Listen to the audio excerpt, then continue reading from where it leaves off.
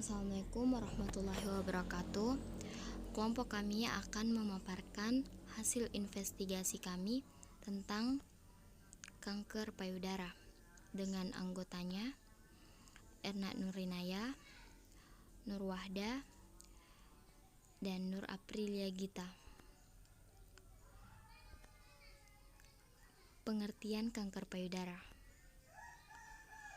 Kanker payudara atau karsinoma mamae merupakan suatu jenis tumor ganas yang berkembang pada sel-sel payudara. Kanker ini dapat tumbuh jika terjadi pertumbuhan yang abnormal dari sel-sel pada payudara.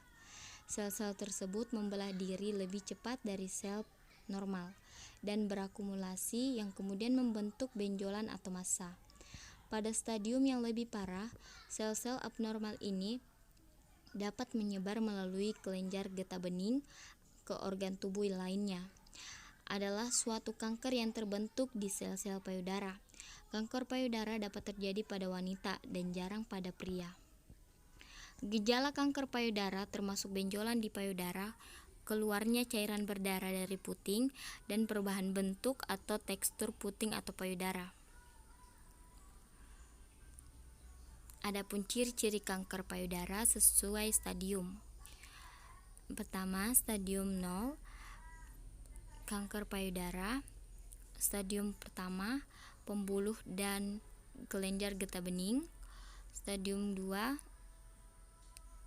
stadium 3, kulit dinding payudara.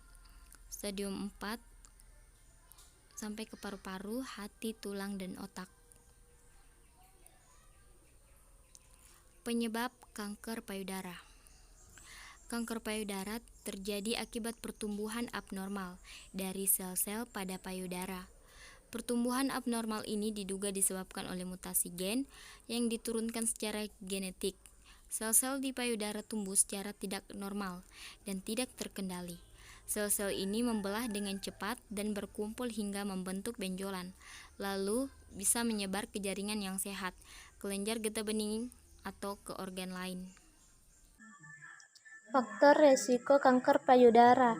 Yang pertama, bertambahnya usia. Yang kedua, terpapar radiasi dari radioterapi. Ketiga, memiliki berat badan berlebih. Keempat, melahirkan di atas usia 30 tahun. Kelima, belum pernah hamil. Keenam, belum menopause hingga usia 55 tahun. Ketujuh, menstruasi terlalu muda atau usia 12 tahun ke bawah. 8. Menjalani terapi pengganti hormon, estrogen dan progesteron. Ke-9, pernah menderita kanker payudara sebelumnya. Ke-10, memiliki riwayat kanker payudara pada keluarga.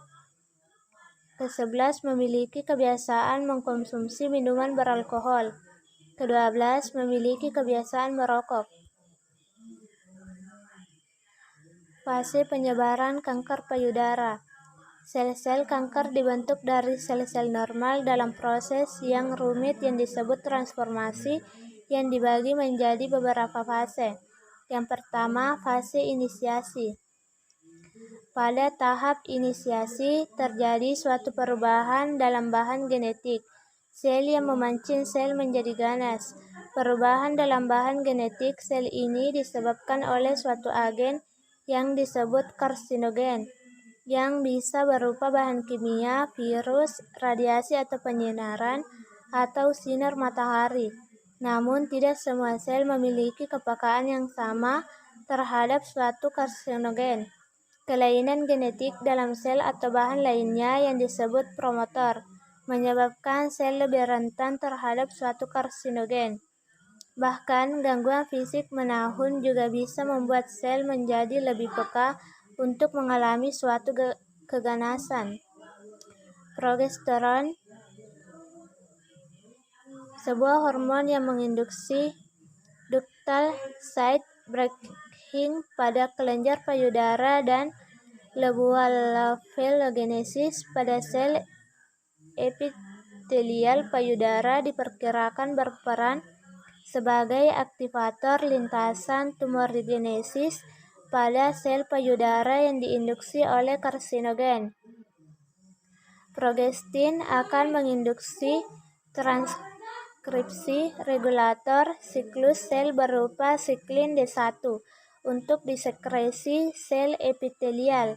Sekresi dapat ditingkatkan sekitar 5 hingga 7 kali lipat dengan stimulasi hormon estrogen. Oleh karena estrogen merupakan hormon yang mengaktifasi ekspresi pencerap progesteron pada sel epitelial. Selain itu, progesteron juga menginduksi sekresi kalsitonin sel luminal, dan morfogenesis kelenjar.